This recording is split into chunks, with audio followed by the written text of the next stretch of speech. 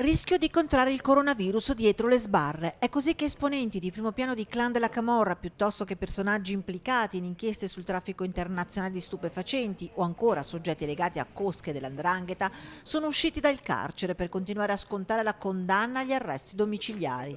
6 quelli che sono usciti nelle scorse ore dal carcere di Vicenza del Papa San Pio X farebbero peraltro parte di una lista comprendente altri 376 nominativi.